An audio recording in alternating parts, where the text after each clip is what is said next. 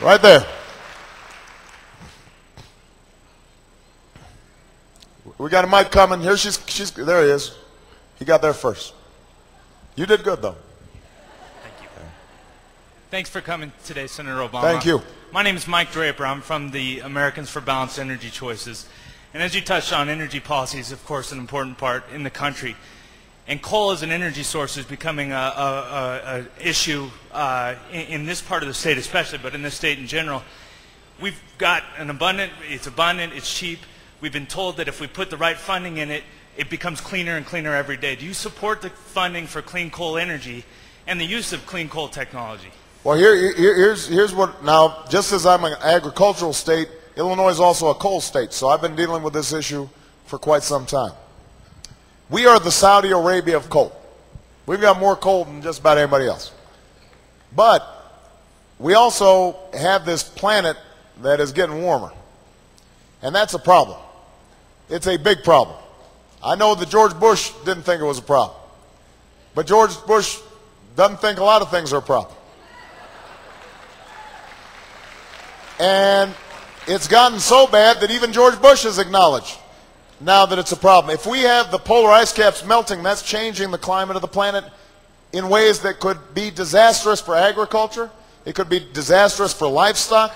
It could bring new diseases up north that people have never dealt with before and there's no immunity for. This is a very serious problem. So here's my point. We can't release more greenhouse gases into the atmosphere. And coal releases a lot of carbon.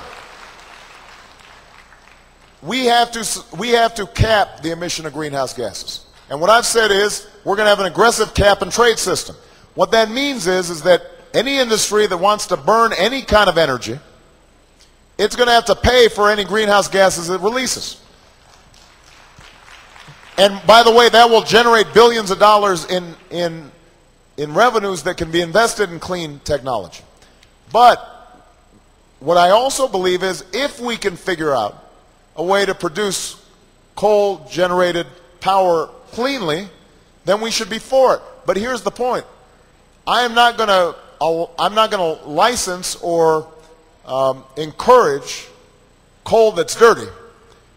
The technology is going to have to prove itself. And right now we're not quite there yet.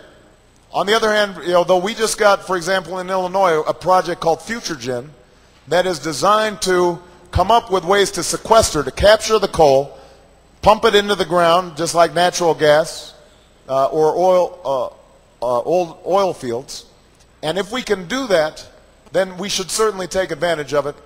I'm willing to invest in research on it, but ultimately I don't think that we can build a whole lot of more coal-powered plants unless we figure out how to sequester the carbon.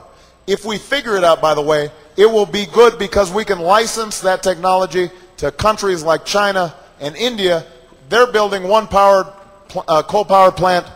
power plant every week. And so a lot of that greenhouse gases is going up into the atmosphere even though we're not doing it anymore. We're going to have to take the lead to help those other countries do that same stuff. All right? All right.